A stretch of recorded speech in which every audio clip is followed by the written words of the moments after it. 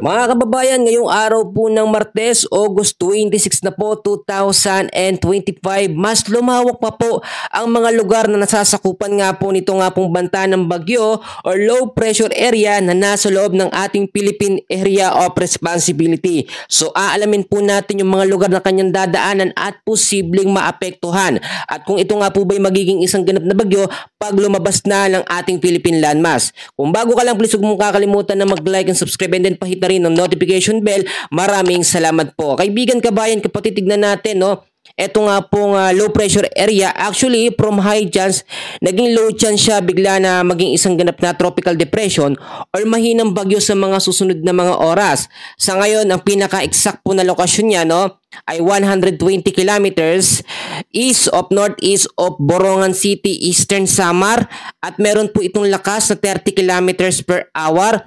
Direction po niya, no, papunta siya dito sa Eastern Visayas. So ganito ang senaryo, ipapaliwanag kong mabuti mga kababayan para hindi kayo malito.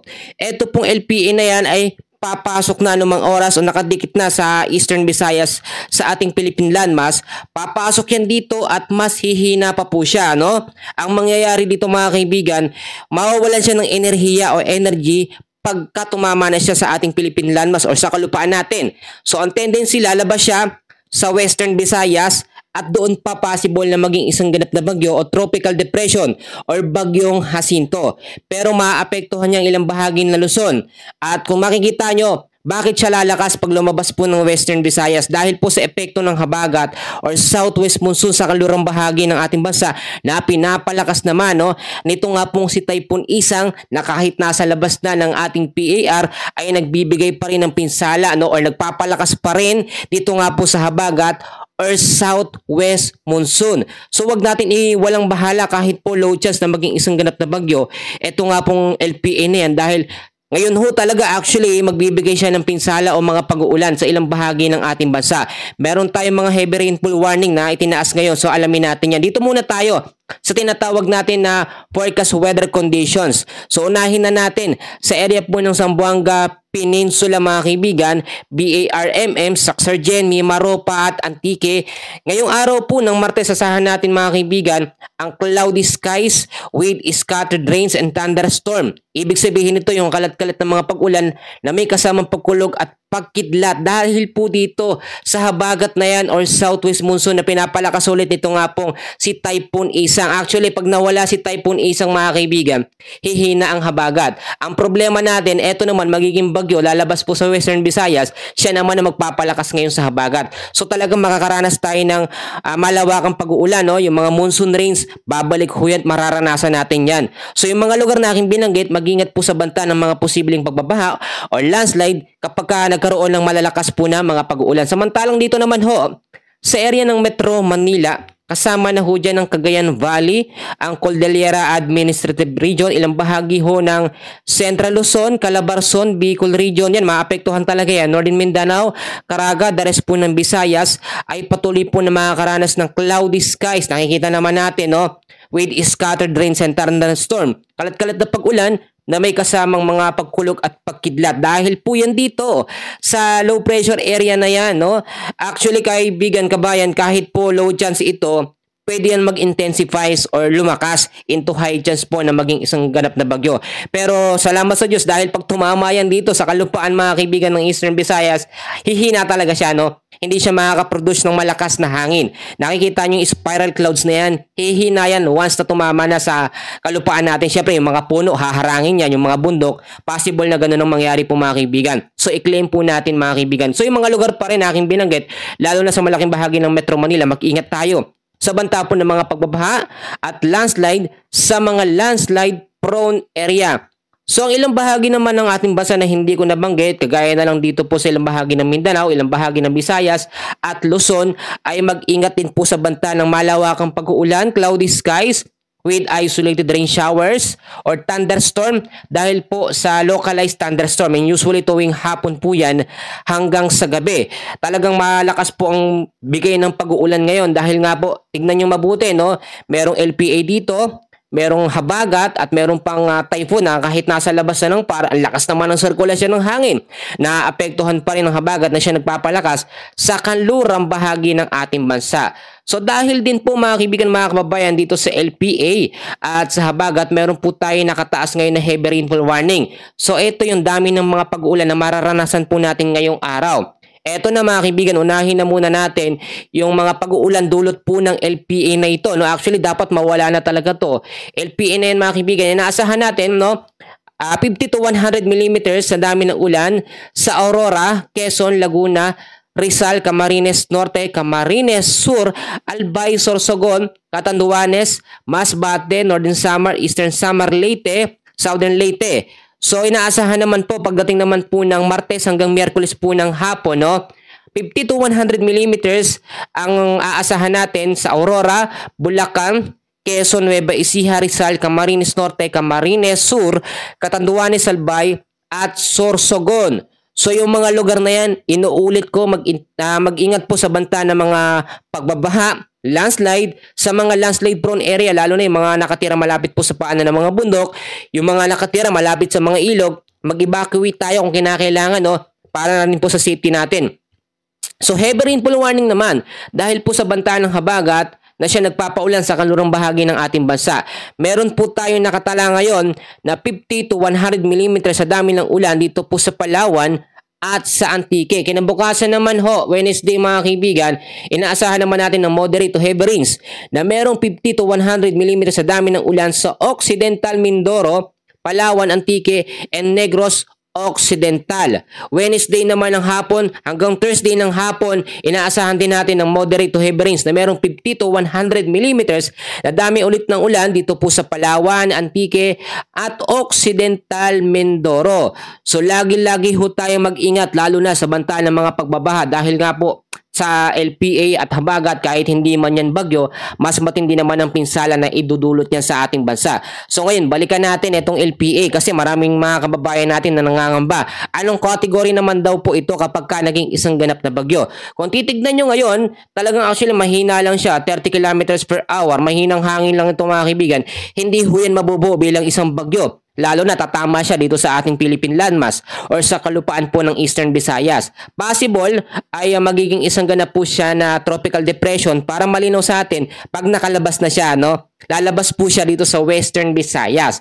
So after niya maging tropical depression, possible ito maging tropical storm mga kaibigan hanggang severe tropical storm. Bakit? Dahil po sa lawak or lakas ng habagat na pinag-intensifies or pinalakas nitong si Bagyong Isang. So, ang magiging connection niyan, etong banta po ni Bagyong Jacinto kapag nabuo na dito sa Western Visayas, ay magkakaroon siya ng interaction directly dito po sa habagat or southwest monsoon.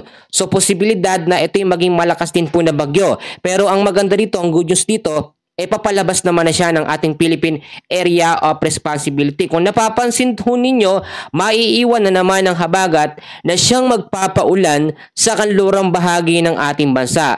Kapag ang isang bagyo ay mas malapit sa kanlurang bahagi, no, ay ang habagat talaga ang minsan nagpapaulan. And most of the time, tumatagal po ang habagat ng lingguhan talaga, no. Hindi kagaya ng mga bagyo, mabilis lamang yan, nawawala din agad mga kaibigan. Pero may isa pa tayong senaryo na kinukonsider dito. Dahil nga po inaasahan na hihina itong LPA na yan, pag tumama sa ating kalupaan, possible po na malusaw yan o mawala, no?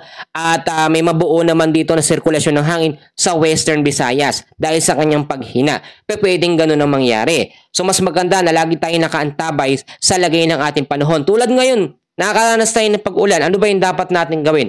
Unang-una, lagi kong pinapaalala sa inyo, kapag meron tayong banta ng mga pag-ulan, kahit LPA lang yan, or kahit habagat lang yan, or southwest monsoon, unang-una, lagi ho tayong mag-antabay sa lagay ng ating panahon. Ako ho, no, talagang nagbibigay ako ng time para sa ating mga kababayan, para po makapaghatid ng sapat na balita sa lagay ng ating panahon, lalo na sa Metro Manila, Luzon, Visayas, at sa area po ng Mindanao, para ho nakakapaghanda tayo ng mas maaga. Pangalawang mga kaibigan, secure natin ang ating mga kabahayan, yung mga light materials na mabilis pong tangay ng hangin, yung mga bubong natin, yung mga haligi. Alam ko, naiintindihan ko yung iba, talagang mga plywood lang ginagamit. Pero kung kaya naman natin pagtibayin pa or magawa ng paraan, dahil nga po kahit LPA lang yan, may lakas pa rin ang hangin yan.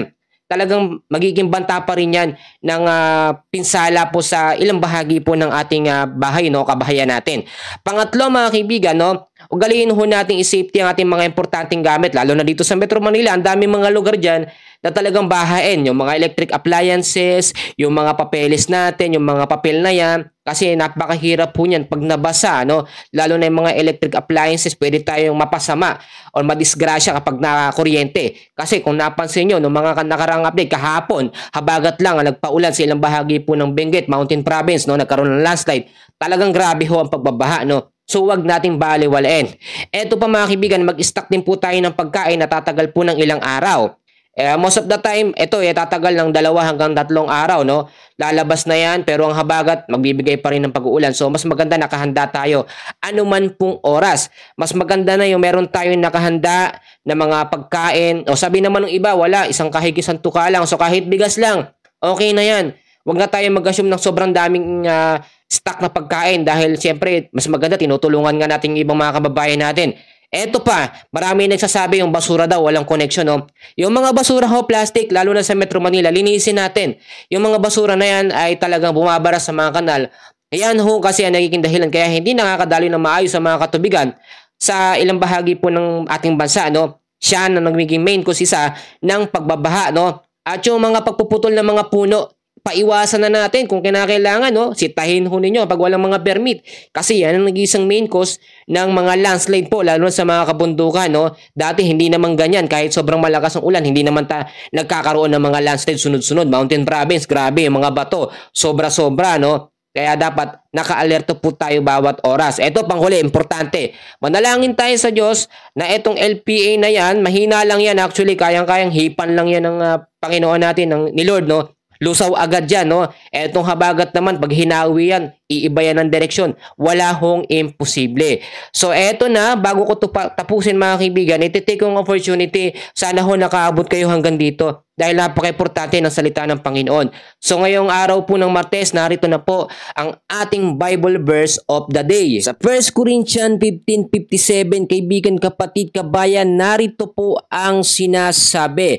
Magpasalamat tayo sa Diyos sapagkat tayo binibigyan niya ng tagumpay sa pamamagitan ng ating Panginoong Hesu Kristo. Amen po sa pagkabasa ng salita ng Panginoon. Tunay nga po mga kababayan, mga kaibigan, mga kapatid, na dapat tayo magpasalamat sa bawat oras. So nagpapasalamat lang kasi tayo minsan kapag meron tayong natatanggap na mga blessings, kapag may mga masasayang nangyayari, kapag may mga gumagaling po sa mga karamdaman. Pero nakakalimutan natin magpasalamat kapag meron po tayong mga pagsubok na binibigay ng Panginoon sa atin o ng Diyos sa atin. Minsan, yung iba nakakaranas ng matinding pagsubok, iniisip talagang pinapahirapan daw sila ng Diyos. Mga kaibigan, mga kababayan, para po sa kalaman ng bawat isa, ang pagsubok po ay pagbibigay sa atin ng pagtitiis ng Panginoon para masubukan ba, no, kung hanggang saan po ang ating pananampalataya sa Kanya. At kapag napagtagumpayan natin yun, doon po tayo magkakaroon ng mga blessings na nanggagaling po sa Panginoon. So ang ibig sabihin nito dapat, no, hindi puro ang ating pagpapasalamat tungkol sa nakatanggap tayo, nagkaroon tayo ng ganitong bagay, may pera tayo. Ipagpasalamat din natin yung mga problema na dumadating po sa ating buhay, no? Kasi siyempre hindi naman tayo pababayaan ng Panginoon sa mga problema na yan. Tulad nga sinabi sa salita ng Panginoon, wala namang pagsubok na ibinigay sa atin na hindi nararanasan ng bawat isa. Very clear po yan mga kaibigan. Kapag may problema tayo, lagi tayong manalig sa Panginoon. Alam nyo, yung mga taong walang problema, sila ho mga kaibigan, nakakalimutan na lumapit sa Diyos o magpasalamat sa mga bagay na meron sila. Minsan kasi, imbis na ipagpasalamat natin yung mga bagay na meron tayo ngayon, one by one, ikinukumpara pa natin yung ating mga sarili sa ating mga kakilala na nakakaangat sa buhay. Ang lagi natin sinasabi, buti pa sila, may sasakyan, maganda ang bahay, maganda ang trabaho. Lagi yun na nakikita natin. Tapos ang sarili natin, nadadown tayo kasi wala tayong ganun. Pero nakakalimutan natin ipagpasalamat yung paggising natin sa umaga, malakas ang ating pangangatawan, yung hininga natin, yung nakakakain tayo ng 3 beses sa isang araw. Napakalaking bagay na po yun na nanggagaling po sa ating Panginoon. Hindi nyo ba napapansin na mas mahalaga ho ang ating pananalig sa Diyos, no, kaysa sa katawan na meron tayo? Dahil etong buhay natin dito sa lupa ay pansamantala lamang. Pero kapag katunay natin tinanggap ang ating Panginoong Hesus, ay maliligtas tayo at magkakaroon po ng buhay na walang hanggan. So, in short, ang ating keywords ngayon ay magpasalamat sa kahit anong bagay na meron tayo. So tulad nito, meron tayong minomonitor na sama ng panahon, may mga bagyong dumadating, tuloy-tuloy mga pag-uulan dahil sa LP at habagat. So ipanalangin natin yung mga bagay na yan na mawala or malusaw. Kayang-kaya naman ng Diyos yan. At the same time, ipagpasalamat din natin na nandito tayo, magkakasama at buhay tayo. Lagi tayo nananalig sa ating Panginoong Hesus. Mga kaibigan, mga kababayan, yan lang po muna ang pinaka-ma-share ko sa inyo sa ating update, at syempre sa ating memory verse, sa Bible verse natin ngayong araw po ng Martes. So para din sa kalaman ng bawat isa, uulitin ko ang sinasabi sa mga taga-Roma, taga-Korinto 15:57, magpasalamat tayo sa Diyos sapagkat tayo binibigyan niya ng tagumpay. Ibig sabihin tagumpay, mapagtatagumpayan natin yon sa pamamagitan ng ating Panginoong Hesus Kristo. Mga kaibigan, mga kababayan, mga kapatid, maraming salamat po sa pakikinig. God bless po sa inyong lahat.